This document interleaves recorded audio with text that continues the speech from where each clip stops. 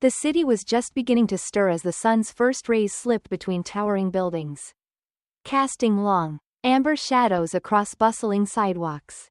The distant blare of car horns and the chatter of early commuters filled the air, creating a familiar symphony of morning life. The neighborhood was alive, vibrant, each person caught in the rhythm of their daily routines. But one man in particular stood out from the crowd.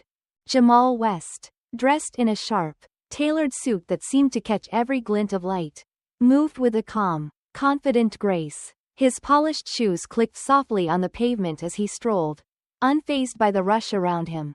A warm smile played on his lips as he adjusted the cuffs of his crisp white shirt. Jamal didn't seek attention he didn't need to.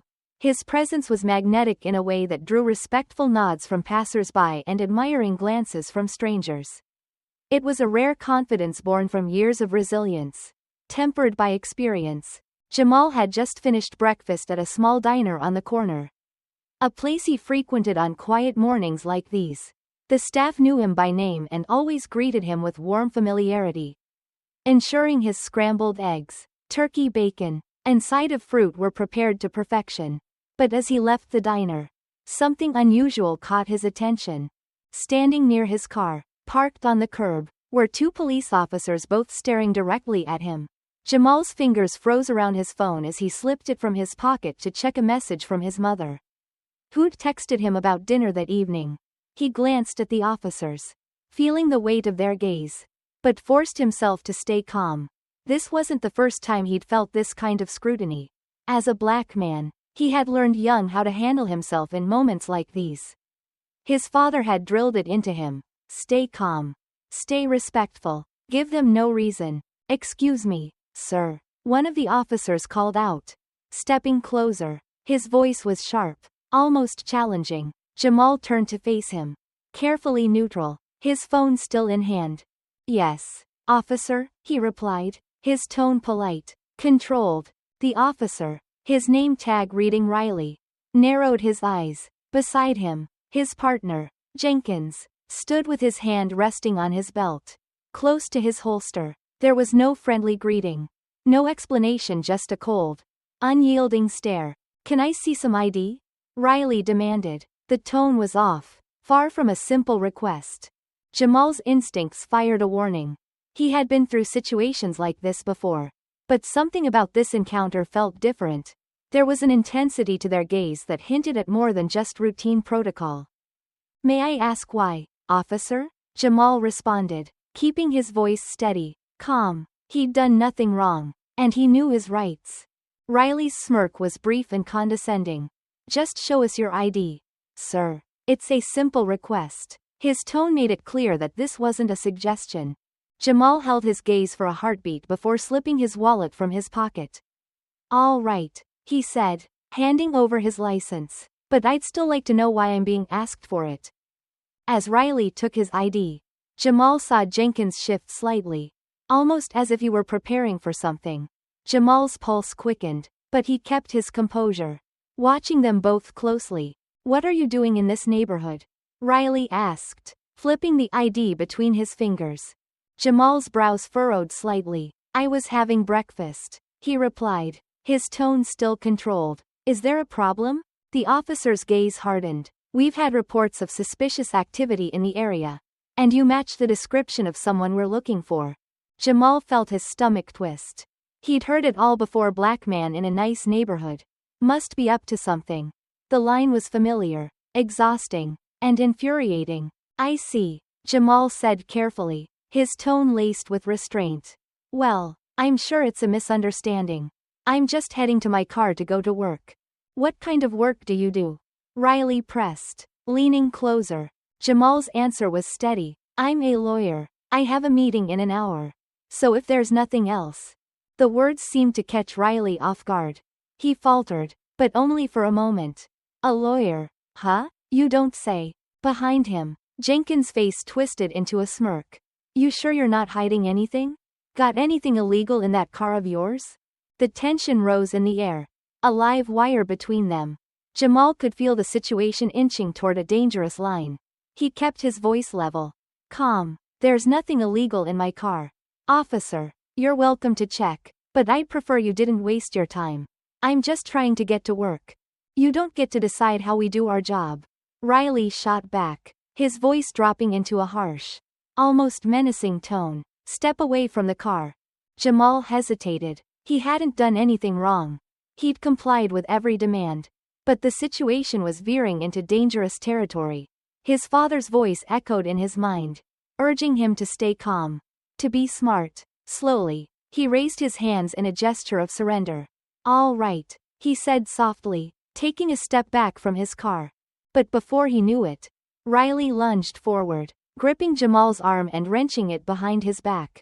Jamal winced at the sudden pain, his heart racing. Jenkins joined in, pushing him down to the ground as the cuffs clamped around his wrists. Hey, what are you doing? Jamal protested, struggling to keep his voice steady despite the pain flaring through his shoulder. He wasn't resisting, he had done everything they asked. And yet here he was, face pressed against the pavement, as the officers accused him of resisting arrest. The humiliation stung, but Jamal forced himself to stay calm.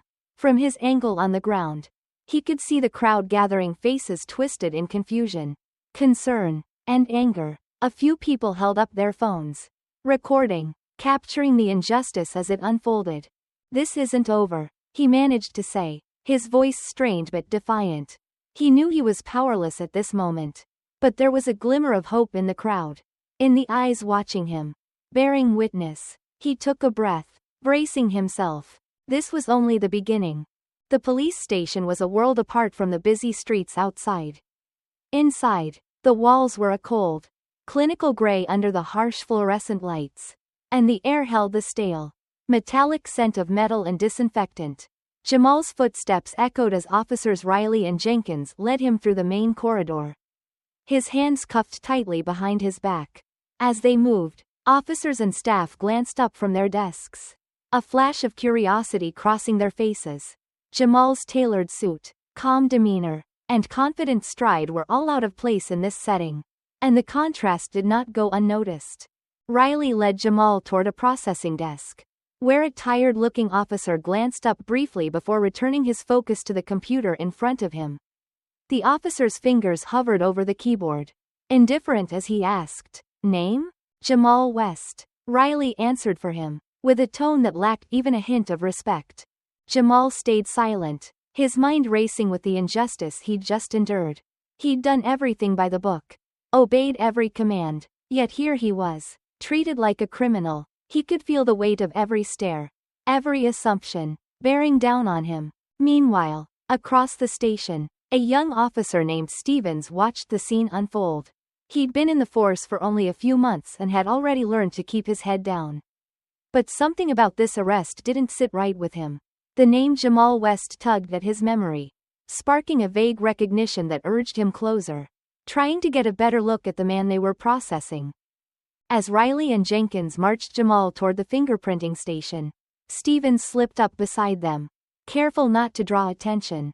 "Hey, Riley," Stevens called out, his voice low. "Who's this guy?" Riley glanced at him with a mix of irritation and arrogance.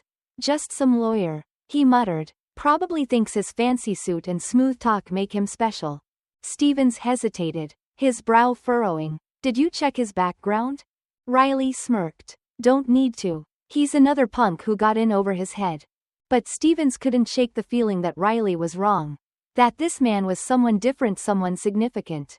He discreetly pulled out his phone and began searching online. A few clicks, a quick scroll, and then he found it. Jamal West was not just any lawyer. He was one of the top civil rights attorneys in the state, known for taking on high-profile cases of police misconduct. He'd won lawsuits against powerful corporations and exposed corruption in government agencies. Stevens' eyes widened as he realized the gravity of the situation.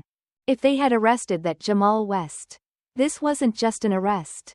This was about to become a very public disaster. Stevens pocketed his phone and hurried down the hall, searching for Lieutenant Kate Thompson. Thompson was new to the station, a transfer from a neighboring precinct, and had already gained a reputation for being sharp and uncompromising. She wasn't one to turn a blind eye or brush things under the rug. If anyone would know how to handle this mess, it was her. He found her in her office, reviewing a case file. Without hesitation, Stevens knocked, stepping in even before she could respond. "Lieutenant, I need a word." Thompson looked up, her gaze sharp and alert. "What's so urgent, Stevens?" "It's about the man they just brought in. Jamal West. I think there's something you need to know." She set the file aside, giving him her full attention. "Go on." Stevens hesitated, choosing his words carefully. "I think Riley and Jenkins made a mistake. Jamal West isn't just a lawyer, he's a prominent civil rights attorney. The kind that takes on cases of police brutality and corruption. If this gets out, it could blow up in our faces." Thompson's expression didn't waver, but Stevens saw the flicker of realization in her eyes. She'd heard of Jamal West. His name had come up in articles, protests, and courtrooms across the state. She knew his work and the weight of his reputation. "Take me to him," she said, her tone decisive. She rose from her chair, brushing past Stevens as she led the way down the hall toward the holding area. When they reached Jamal's cell, she paused, taking in the scene. Jamal sat on the narrow bench, his hands resting calmly in his lap despite the cuffs, his expression stoic and unreadable. Riley and Jenkins lingered nearby, looking smug. "This is him?" she asked Riley, her voice cool and composed. "Yes, ma'am," Riley replied, his tone flat. "He resisted arrest, so we had no choice." Thompson narrowed her eyes, studying Riley's face for any sign of the truth. She'd dealt with officers like him before. Those who used their badge as a tool for intimidation, bending rules when it suited them. Her instincts screamed that something was off. She opened the cell door and stepped inside, motioning for Riley and Jenkins to stay back. Jamal looked up, meeting her gaze with an intensity that startled her. His eyes were calm, unwavering, a silent challenge within them. "Mr. West," she began, her tone professional but respectful. "I'm Lieutenant Kate Thompson. I understand you're here on charges of resisting arrest. I'd like to hear your side of the story." Jamal's voice was steady as he spoke, explaining what had happened. "I complied with every instruction, Lieutenant. I was walking to my car when officers Riley and Jenkins stopped me without any clear reason. When I asked why they wanted my ID, they accused me of being suspicious. And before I knew it, they had me in cuffs." Thompson listened, noting the measured firmness in his voice. She could sense he wasn't just another man trying to talk his way out of trouble. This was a man who understood the weight of his words, who wouldn't be so easily dismissed. "Is that true, Riley?" she asked, turning to him, her tone sharp and cutting. Riley shifted uncomfortably, unable to meet her gaze. "Ma'am, he questioned us. Things got tense. We thought he might be hiding something." "And what exactly gave you that impression?" she pressed. Riley hesitated, at a loss for words. "It was a gut feeling, ma'am." Thompson raised an eyebrow, incredulous. "A gut feeling?" Before he could respond, the door to the holding area opened, and Officer Stevens stepped in, his face tense. "Lieutenant, I need to speak with you," he said quickly, glancing from Jamal to Riley with a sense of urgency. Thompson held Riley's gaze a moment longer, then nodded to Stevens. They stepped outside, leaving Riley and Jenkins to exchange uneasy looks. "What is it, Stevens?" she asked. Stevens lowered his voice, careful to keep his tone private. "Lieutenant, I did some digging. Jamal West is no ordinary lawyer. He's a civil rights attorney, a big one. If word gets out that we arrested him without cause, this could blow up in ways we can't control." Thompson's heart sank. She'd suspected there was more to this story, but the reality was worse than she'd anticipated. If Jamal West decided to take action, this wasn't just a minor mistake. It was a bomb waiting to detonate, and the fallout could destroy the entire department. "Are you sure?" she asked, her voice low, almost a whisper. "Positive," Stevens replied, holding up his phone. The screen displayed Jamal West's profile, a list of cases he'd won, lawsuits he'd filed, each one a testament to his relentless pursuit of justice. Thompson's gaze hardened as she processed this information. She turned back to the holding cell, her mind racing with implications. They had arrested a man who could unravel everything, and the officers responsible had no idea what they'd done. This could be a disaster, she muttered, half to herself, as she steeled herself for what was to come.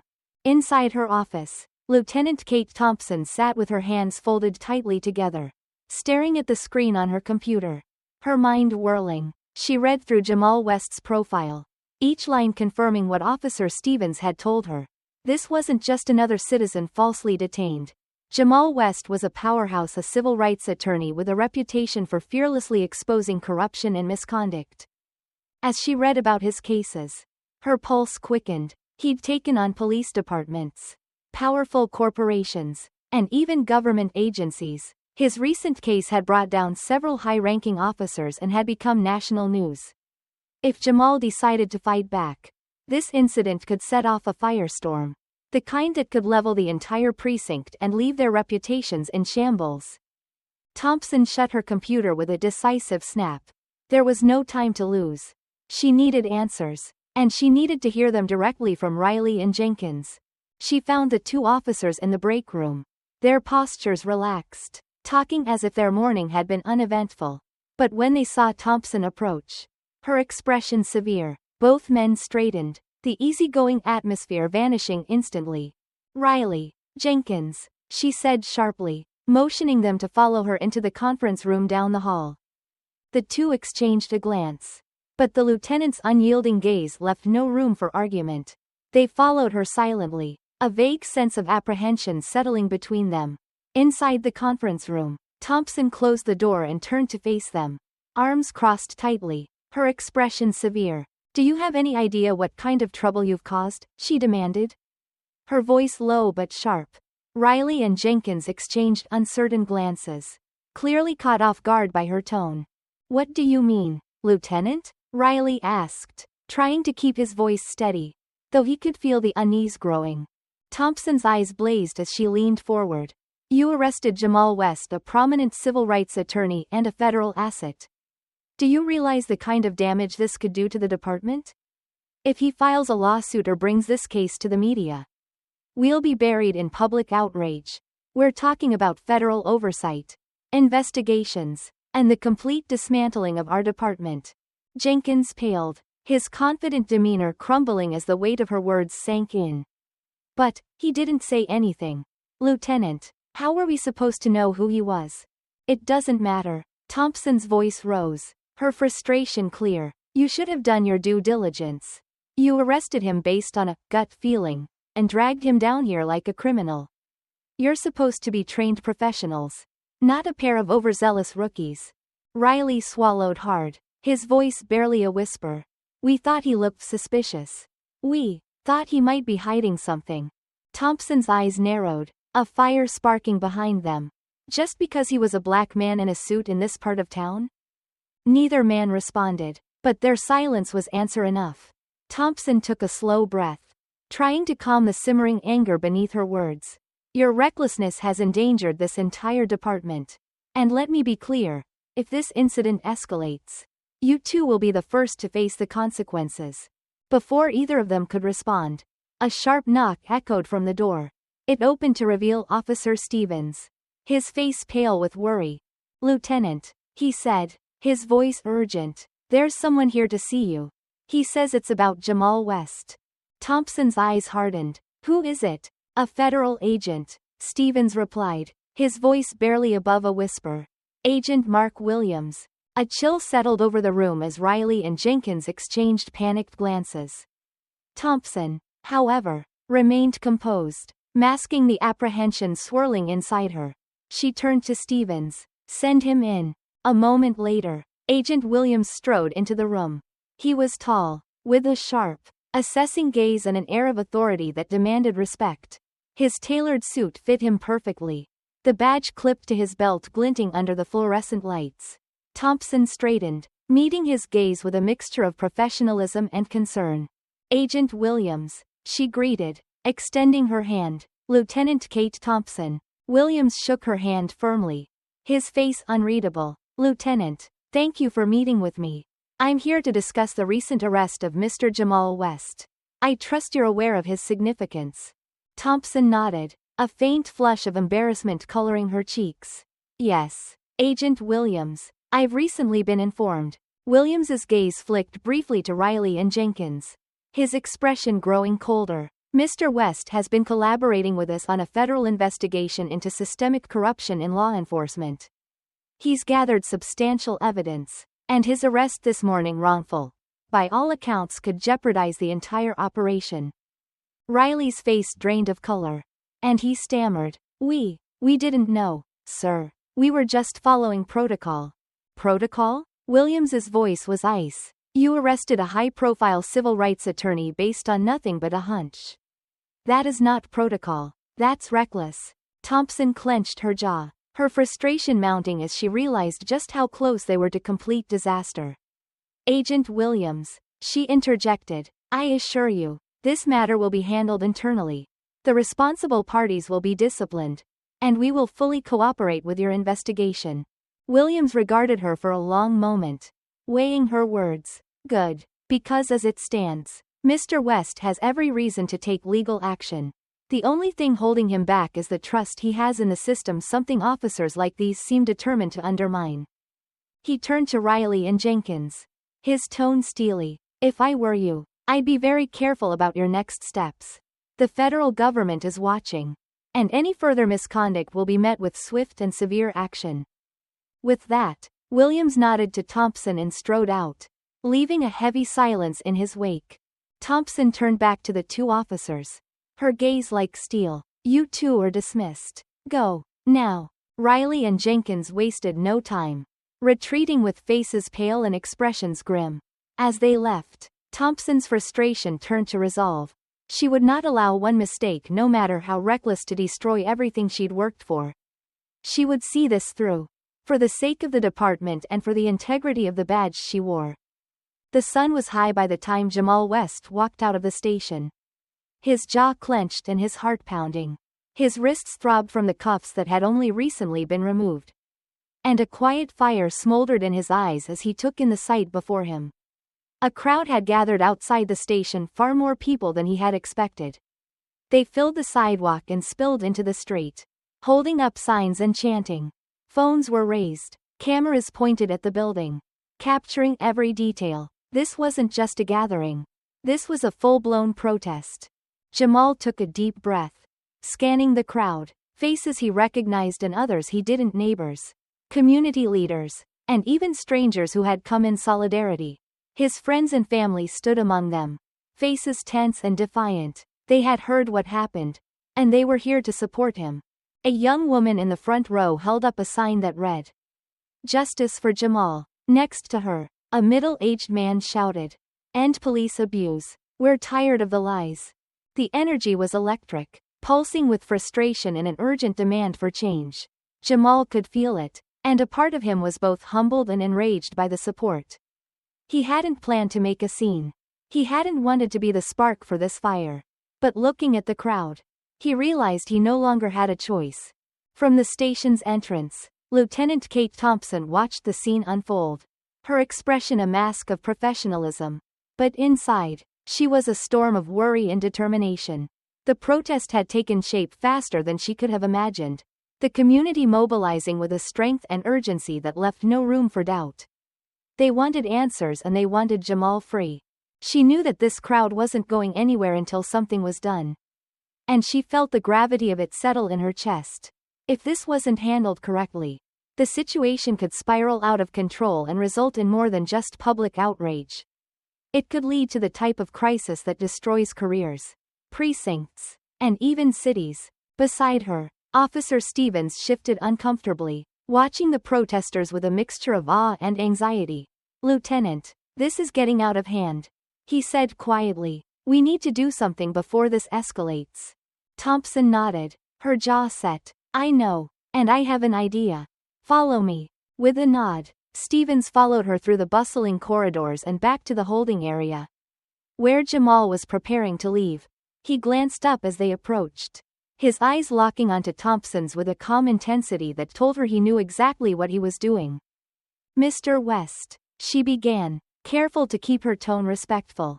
I know this situation has been difficult, and I deeply regret how it was handled. I want to offer you an official apology on behalf of this department. The officers involved will be held accountable, And I assure you, we are committed to making this right. Jamal studied her for a moment. The weight of the crowd's chants and his own convictions pressing down on him. An apology? He echoed. His voice quiet but resolute. Lieutenant, what happened to me today is just one example of what too many people go through. I appreciate your words, but words aren't enough. Thompson swallowed, her gaze unwavering. I understand. That's why I want to discuss next steps. If we're going to fix this, we need more than a public statement. We need a plan, a partnership to change things. He considered her proposal, weighing her sincerity. A partnership, Lieutenant? He asked, one brow raised. The police and the community haven't exactly had a stellar record on that. She nodded, accepting his criticism. You're right, but I'm willing to take responsibility to start that change. Mr. West, let me prove that to you. The intensity in his gaze softened slightly, and he finally gave a brief nod. All right, Lieutenant, I'll give you a chance. Outside, the crowd continued to grow, their voices echoing off the station walls. The chants of "Justice for Jamal" rose louder and louder. A heartbeat of frustration and resilience. Thompson knew that if she didn't act now, the people outside would make their anger known in a way that would shake the entire city. She and Jamal exchanged a quick, understanding look before stepping together toward the building's entrance. The moment the two of them emerged, the crowd fell into a tense silence. Jamal took a few steps forward, raising his hand in a calm, authoritative gesture that seemed to resonate with the onlookers. He was a man who commanded attention effortlessly, and they hung on his every move, every expression. With a deep breath, Jamal addressed the crowd, his voice ringing out clear and steady. I want to thank everyone who's here today, for standing with me and for standing up for justice. Today, what happened to me was wrong. But we all know this isn't just about me, or even this one incident. This is about something far bigger. The crowd murmured in agreement, nodding and raising their fists in solidarity. Thompson watched him, her respect for his composure growing as she realized the courage it took to stand here so soon after such a humiliating experience, and still radiate strength. We've seen too many incidents like this. Jamal continued, his gaze sweeping over the faces before him. Too many lives affected, too many voices ignored. Today, they tried to silence me. But I refuse to be silenced. And I know every single one of you refuses to be silenced too. The crowd erupted in applause and cheers. And Thompson felt a strange mix of emotions. She felt the crowd's anger, the rawness of their frustration. But she also felt something she hadn't expected: hope. Jamal turned back to her, his voice quieter but just as resolute. Lieutenant, I don't want to hear promises that will be forgotten tomorrow. I want real change. I want accountability. And I won't stop until we get it. Thompson nodded, meeting his gaze with a promise of her own. Mr. West, we'll make this right. Together. As the crowd cheered, Jamal stepped forward, raising a hand in thanks before he made his way down the steps. His family and friends gathering around him in support. He didn't look back at the station. But Thompson knew that this was only the beginning. She would have to face the consequences of this day. And if she wanted to prove her sincerity, it would take far more than words. It would take action, immediate, uncompromising action. Back inside the station, Stevens and the other officers watched the scene unfold through the windows. A mixture of shame and apprehension on their faces. They knew that today was a turning point. Not just for Jamal but for the entire department. As Jamal walked away, the crowd swelling behind him like a wave, Thompson stood silently on the steps, her gaze fixed on his retreating figure. She could feel the weight of the crowd's expectations, the scrutiny of the cameras, and the knowledge that they could no longer go back to the way things were. In that moment, she understood something deeply, something that would fuel her actions from that day forward. Real change required discomfort, sacrifice, and courage. It would mean facing resistance from her own precinct and beyond. But as she stood there, looking out at the faces of the community, she knew one thing for sure: she would do whatever it took to see it through. As the sun began to dip, casting the station in shadow, Thompson walked back inside, a renewed fire in her eyes. She was ready for the fight ahead. And with Jamal's strength and the community's support, She knew they could change things. This was the start of something monumental. And she would not let it slip away. Inside the station, the tension was palpable. Officers clustered in groups, casting wary glances at each other as the protest chants outside continued. The voices of Jamal's supporters echoing through the concrete walls. Chief Frank Daniels stood at the window of his office. His face set in a deep scowl as he watched the crowd swell outside. He clenched his jaw, a wave of frustration tightening his grip on the blinds.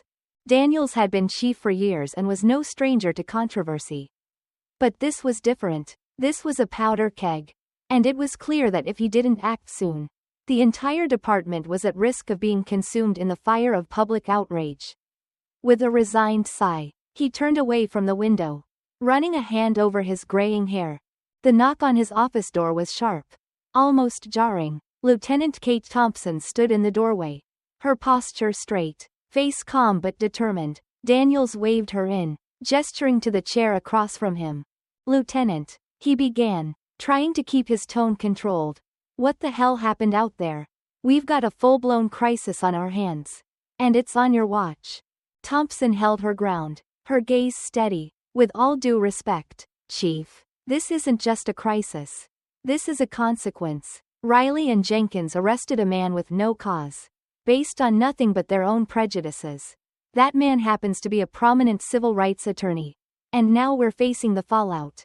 Daniel's face darkened, but Thompson pressed on, refusing to be intimidated. "And if we don't handle this carefully, Chief, we're not just risking our reputation, we're risking the very integrity of this department." Daniel's expression faltered for a moment as her words struck a nerve. He knew that what had happened wasn't justifiable, that the officers had acted recklessly. But admitting it was another matter. Taking a breath, he nodded, his tone softening slightly. "And what exactly do you propose we do, Lieutenant?" "We need to make a public apology, Chief," she said firmly, "not just to Jamal West, but to the entire community. We need to show that we're taking responsibility. And we need to take immediate steps to hold Riley and Jenkins accountable." Daniels leaned back, clearly troubled. A public apology might calm the crowd for now. But you know how these things work. It'll open up a floodgate of scrutiny. The media will tear us apart. And then we'll be under a microscope for months. Maybe years. "Perhaps that's exactly what we need," Thompson replied. "This department has to face its mistakes openly. Otherwise, we'll never earn the community's trust back." Before Daniels could respond, another knock echoed at the door.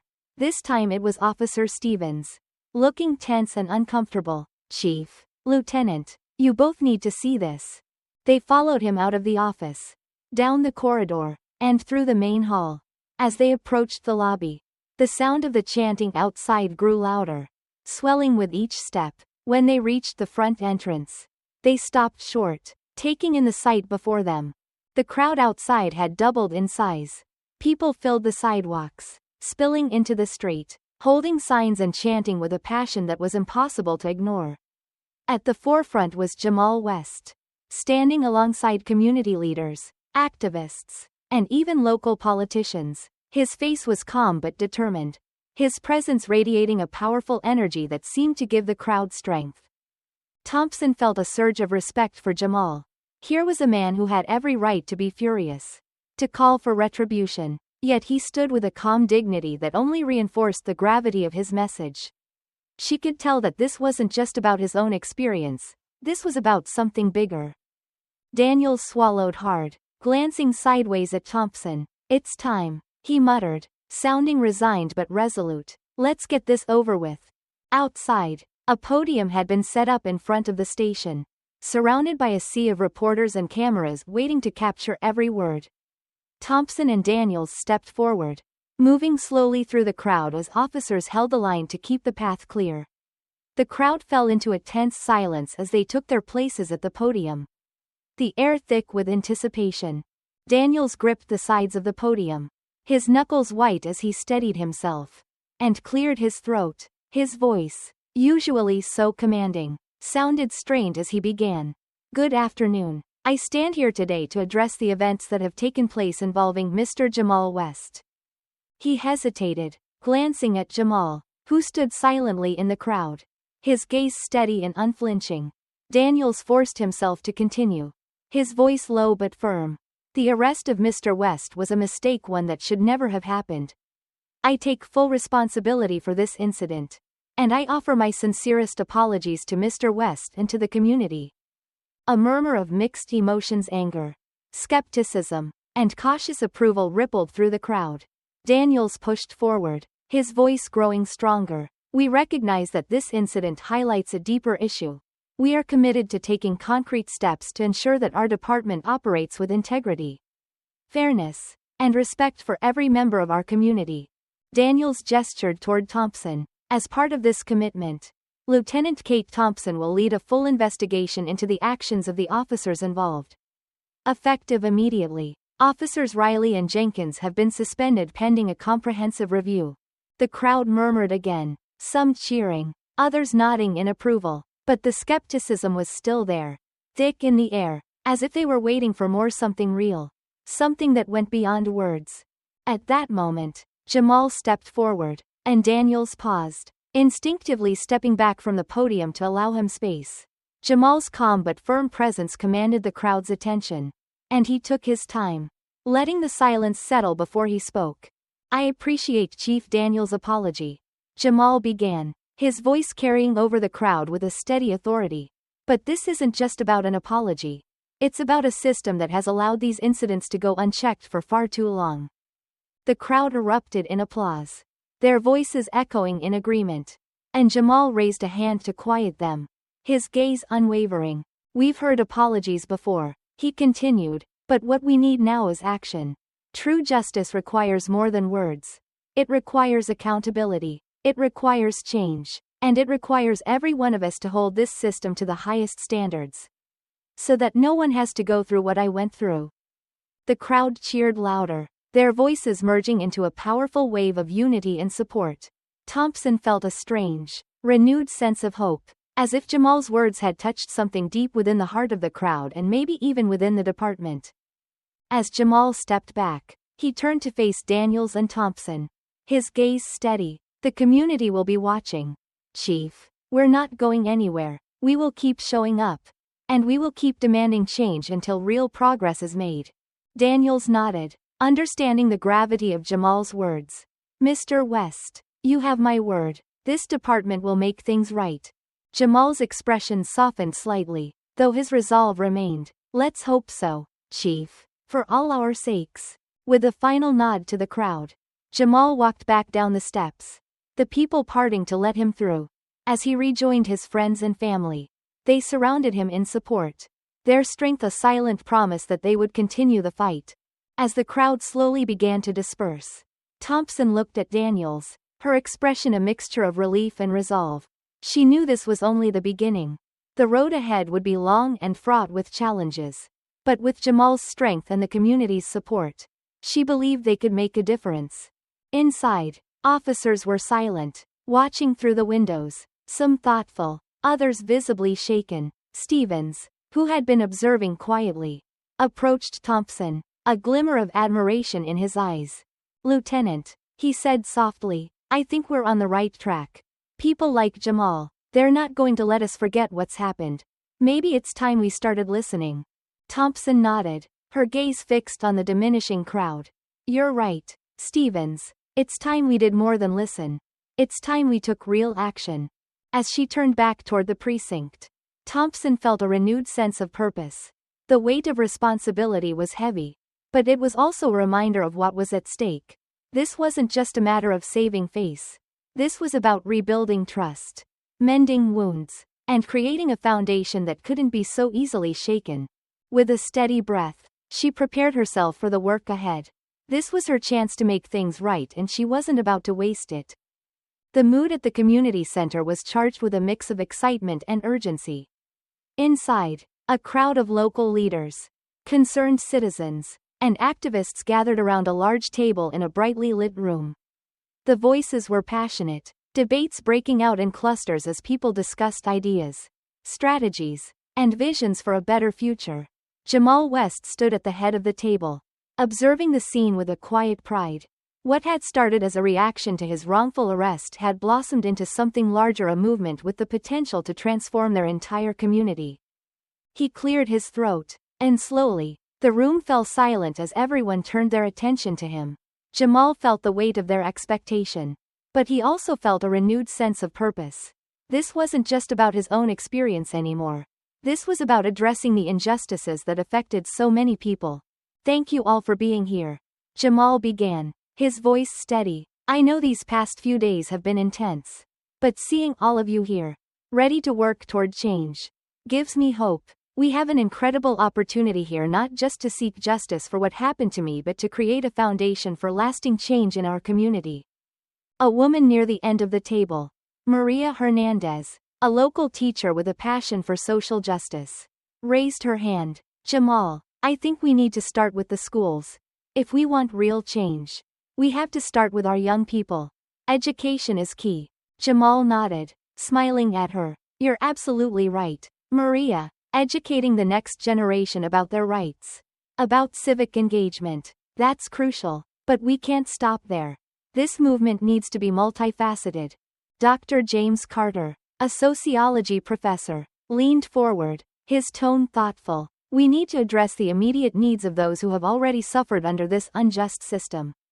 There are people facing wrongful charges, people whose voices have been silenced. If we can offer them legal support, that would be a powerful statement of what we're capable of." Jamal listened intently, his mind piecing together the suggestions.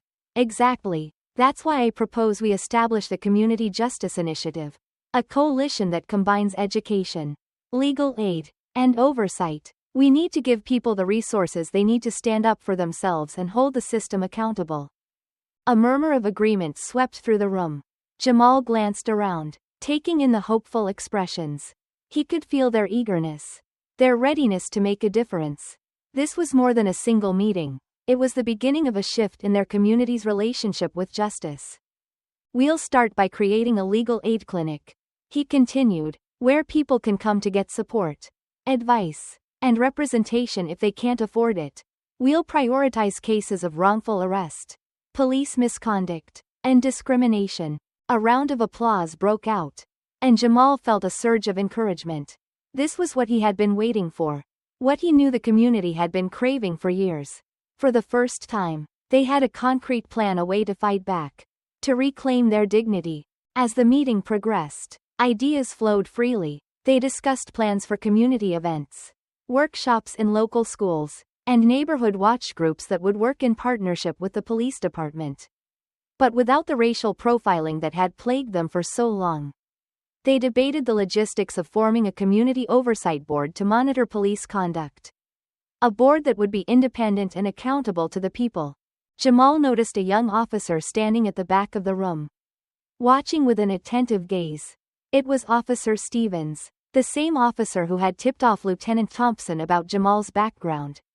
Jamal caught his eye and gave him a nod, inviting him to join the conversation. Stevens cleared his throat as he stepped forward, looking slightly out of place but resolute. "Thank you, Mr. West. I just wanted to say, I know there's a lot of mistrust between the community and the police. And I understand why. I've seen things that made me question my place here. But I want to be part of this change. I want to help rebuild that trust. To show that not all officers are here to make things worse." The room was silent. Watching him closely, Stevens felt the weight of their scrutiny. But he stood his ground, his expression sincere. Jamal could sense the courage it took for him to be there. And he felt a pang of respect for the young officer. "Thank you, Officer Stevens," Jamal replied, his tone warm but firm.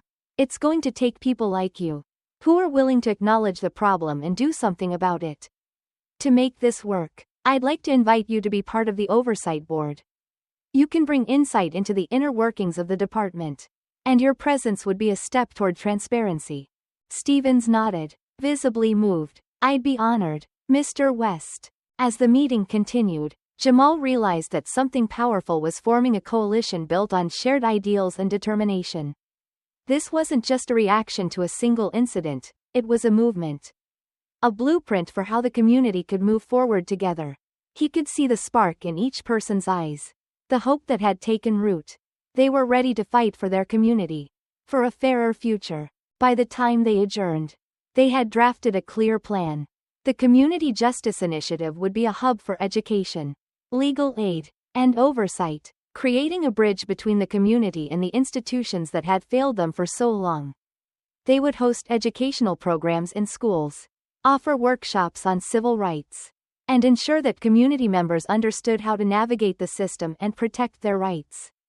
As the group dispersed, Jamal was approached by Maria Hernandez, who looked up at him with a mixture of admiration and determination. "Jamal, I just want to say thank you.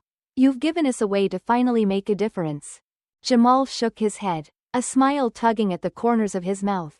"I may have been the catalyst, but this movement is bigger than me. It's about all of us working together. About building a community we can be proud of."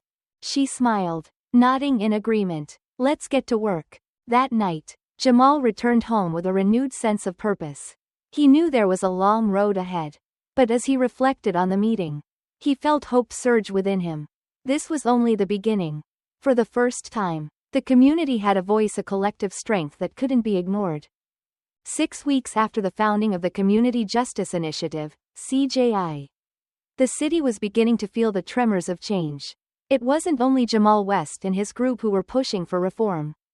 The movement had spread throughout the neighborhoods, rippling into the very heart of the city's institutions, sparking a shift in how the police department operated, and challenging the status quo. Inside the station, Lieutenant Kate Thompson was hard at work. She'd spent days reviewing case files, identifying patterns of misconduct, and pulling together a team of officers willing to be part of this transformation. The department was shifting, yes, but resistance was still palpable. Thompson leaned back in her chair, her eyes drifting across her office. Despite the noise of phones ringing and officers moving about outside her door, she could still feel the heavy undercurrent of mistrust, not just from the community but from some of her own officers. And it wasn't just the older officers, some of the younger recruits saw the changes as a threat to the brotherhood of policing, a betrayal of tradition. Yet, amid this tension, she saw glimmers of hope. Young officers like Stevens, who had been willing to challenge their peers, were stepping forward, drawn to the idea of true public service. For them, reform was not a threat but a promise to uphold the real values of justice and integrity. One of those young officers was Sarah Johnson, barely out of the academy and already showing the potential to become a leader. Thompson had seen her talking to Stevens, asking questions and listening with genuine interest. She'd noticed Sarah joining the CJI meetings as an observer, absorbing the discussions with an open mind. As Thompson mulled over her plans for the department, she was interrupted by a knock on her door. It was Officer Johnson, looking nervous but determined. "Lieutenant, can I speak with you for a moment?" Sarah asked, standing rigidly at the door. Thompson motioned for her to come in, smiling to put her at ease. "Of course, Officer Johnson. What's on your mind?" Sarah closed the door behind her and sat down, her face serious. "I've been thinking a lot about everything that's happened. And honestly, I wasn't sure at first if I even belonged here. I joined to make a difference. But after seeing how people react to us, seeing the mistrust, I just don't know." Thompson leaned forward, her expression empathetic. "That's understandable, Sarah. This isn't an easy job, especially right now. But the fact that you're here, questioning and reflecting, shows that you're exactly the kind of officer we need." Sarah sighed, fidgeting with her hands. "I've been going to the CJI meetings, watching Mr. West and the community leaders talk about their experiences and ideas. It's opened my eyes to things I never saw before. I want to be part of this change. Lieutenant, I want to help rebuild trust. To make the community see us as allies, not enemies." Thompson nodded, a feeling of pride swelling within her. "Then let's make it happen. Change won't come easy, and you'll face pushback from some of your colleagues. But if we can show the community and the department that our commitment to justice is real, then we're already winning." As Sarah left, Thompson felt a renewed sense of purpose. But her optimism was tempered by the knowledge of the resistance they'd still have to face. She knew there were officers both young and old who would do anything to maintain the status quo, to keep the old ways alive. She'd heard the whispers in the break room, the grumblings about political correctness and outsiders meddling. To them, change was a threat. Later that day, Thompson held a meeting with a small group of officers, including Stevens, Johnson, and a few others who had shown an interest in reform. They gathered in the precinct's conference room, sitting around a circular table, their faces a mix of determination and uncertainty. "All right, everyone," Thompson began, her voice clear and steady. "We're in this together. We're part of a shift that will define what this department stands for.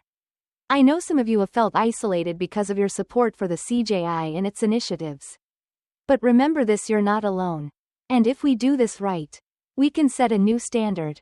Stevens leaned forward, his gaze intense. "Lieutenant, I know a lot of officers are resistant. But they need to see that this isn't just about appeasing the community. It's about making sure that we're doing the right thing. People like Mr. West aren't our enemies. They're the voices we've ignored for too long." Sarah nodded in agreement. "I think some of us have forgotten why we joined in the first place. I don't want to just be an officer. I want to be someone the community can trust. Someone they can look to for help." Thompson felt a surge of hope as she listened to them. A reminder that change was possible. Exactly. And if we can lead by example, if we can show the community and our peers that our commitment to justice is genuine, then we can start to build something real. The meeting lasted late into the evening, filled with discussions about de-escalation training, cultural sensitivity programs, and community outreach events. Each idea was another brick in the foundation they were building together. Outside of the precinct, Jamal and the Community Justice Initiative were hard at work. The legal aid clinic was up and running, and cases were coming in, daily stories of wrongful arrests, cases of police misconduct, and long-ignored complaints finally being heard. Jamal worked tirelessly alongside other attorneys and volunteers, helping individuals who had been lost in the system to find their voices again. But the CJI wasn't just about legal aid. Maria Hernandez's education program was gaining traction in local schools, teaching students about their rights, community engagement, and conflict resolution. The curriculum was already making waves, sparking discussions among students and teachers alike. Slowly, the city was beginning to change, and Jamal could feel the momentum building. One afternoon, as Jamal left the CJI office, he saw a group of high school students gathered outside, waiting for him. They introduced themselves as members of the new Youth Justice Club at Riverside High. Inspired by his work, Jamal listened as they shared their ideas, their excitement contagious. "Mr. West, we want to help too," one of the students said earnestly. "We want to make sure our voices are heard and that our school is part of this change." Jamal smiled, moved by their determination. "You already are part of this change. Your voices are powerful, and if you keep speaking out, keep pushing for what's right, then this movement will keep growing." Back at the precinct, Thompson's reforms were starting to take root. Training programs on de-escalation and cultural sensitivity were mandatory, and officers like Stevens and Johnson were helping lead these sessions, showing their peers what real, community-based policing looked like. There was still resistance, of course. Some officers remained skeptical, unwilling to let go of their old methods. But slowly, cracks were forming, and Thompson could see the impact. One evening, after a particularly tense training session, Stevens approached Thompson, his face thoughtful. "Lieutenant, I know we're making progress. But, do you think it's enough? Will it ever be enough?" Thompson looked at him, her eyes steady. "Change is never easy, Stevens, and it doesn't happen overnight. But every small step we take, every mind we open, brings us closer. We may not see the full impact of our work now, but we're planting seeds for the future. And that's what matters." Stevens nodded, a glint of determination in his eyes. "Then let's keep going." As Thompson watched him walk away, she felt a sense of pride. These officers, these people who had chosen to stand with her and with the community, they were the future of the department.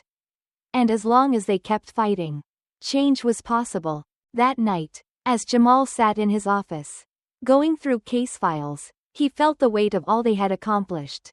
It wasn't easy, and he knew there would be more battles to come, more resistance, more struggles, but he also knew they were making a difference. The community was coming together, building something lasting and strong. For the first time in a long time, he felt a sense of peace.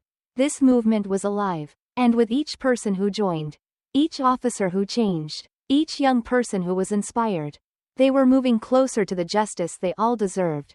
Months passed, and the city had transformed in ways that felt both hopeful and hard-earned.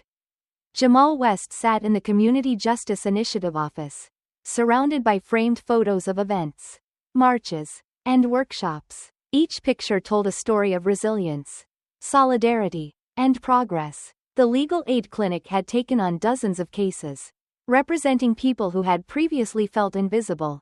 The Community Oversight Board had become a respected authority, bridging the gap between the public and law enforcement. As he flipped through the case files that had once been mountains of despair, Jamal felt a deep satisfaction. But today wasn't just any day. He'd been invited to speak at the police precinct to address the department's newest recruits. It was a symbolic moment, one that would have been unimaginable just a few months ago. He arrived at the station to find Lieutenant Kate Thompson waiting for him. They exchanged a brief, knowing smile. Two people who had once stood on opposite sides of a tense divide, now allies in a mission for justice. Thompson led him down the hallway, past the murmuring officers, to a training room filled with fresh-faced cadets. Each of them sat upright, a mixture of nervousness and excitement on their faces. They had heard of Jamal West, of his impact on the community, and they watched him with a respect that felt new and genuine. Thompson introduced him, her voice filled with pride. Today, we're honored to have Mr. Jamal West with us, a man who stood up not just for himself, but for an entire community. His work with the Community Justice Initiative has reshaped the relationship between our department and the city. I ask you to listen to his words, not only with open ears but with open minds. As she stepped back, Jamal took his place at the podium. He looked over the young officers, feeling the weight of the moment. They represented the future of the department, the chance to make things right. Thank you, Lieutenant Thompson, he began, his voice steady. And thank you all for being here. I'm not here to tell you how to do your jobs. I'm here to share my story in the hope that it will remind you why you chose this path. He paused, allowing the silence to fill the room. Months ago, I stood on the other side of this room, humiliated and hurt, wondering if I'd ever see justice for what happened. I was wrongfully detained, accused without cause. But what hurt the most wasn't the cuffs around my wrists, it was knowing that my story wasn't unique. There are countless others who have faced this, too. The recruits sat in rapt attention, some exchanging glances, others nodding slowly, processing his words. Jamal continued, his voice growing stronger. Being a police officer is about protecting the community, not policing it based on fear or prejudice. Your role is to serve every person with dignity, regardless of their race, background, or appearance. The trust between you and the community is a sacred one. Without that trust, there is no peace, only division. One of the recruits, a young woman with intense, searching eyes, raised her hand. Mr. West, what do you think we can do to make things better? To really connect with the people we're meant to serve? Jamal looked at her, heartened by her question. Start by listening. Spend time in the community you're assigned to. Get to know the people, not just as names on a report but as individuals with stories, with dreams, with families. If you approach them with respect, you'll find that respect returned. Another recruit, visibly moved, asked, how do we deal with the backlash from within? From those who don't want things to change? Jamal nodded, understanding their fears. You're right. Change isn't easy, and not everyone will support it. But remember, doing what's right often means standing alone, at least at first. When you have the courage to lead with integrity, you become a part of something bigger than yourself. Others will follow your example. He finished his talk with a promise. I'll keep working alongside you, pushing for reform, making sure that justice isn't just an ideal but a reality. We're all in this together. As he stepped back from the podium, the recruits erupted in applause. Their eyes filled with a mixture of gratitude and resolve. He could see it, a genuine desire to be better, to honor the badge and the trust it required. Afterward, Jamal shook hands with several recruits and then turned to Thompson. Thank you for this opportunity, Lieutenant. I never imagined I'd be here in this way. But I'm glad we're working together. Thompson gave him a nod. Her expression filled with admiration. Thank you, Jamal. Your voice has changed this place. And I believe it will continue to shape the department for years to come. Later that night, Jamal attended a gathering at the community center. It was a celebration, a coming together of the people who had worked tirelessly to make the Community Justice Initiative a success. Volunteers, community leaders, friends, and family filled the room, exchanging stories of the work they'd done and the lives they'd impacted. Maria Hernandez, the teacher who had spearheaded the education initiatives, raised a glass to Jamal. To Jamal West, a man who turned injustice into inspiration and showed us all what it means to fight for what's right. The crowd cheered, and Jamal, smiling and humbled, took the microphone. Thank you, but remember, this isn't just my journey. This is our journey. Each of you has been a part of this. And together, we've shown that change isn't just possible, it's happening. The room filled with applause. And Jamal looked around at the faces of those who had supported him through every step. These were the people who had turned a movement into a legacy. Who had built a foundation that would continue to grow. As the evening wound down, Jamal found himself on the steps of the center, looking out over the quiet streets, reflecting on the journey that had brought him here.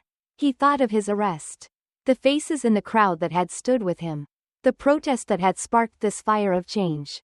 He thought of Thompson and the young recruits, of Stevens and Sarah Johnson, and of the countless people whose lives were touched by the CJI. This was just the beginning. He realized there was still work to be done, challenges to face, but the path was clear, and the community was stronger than ever.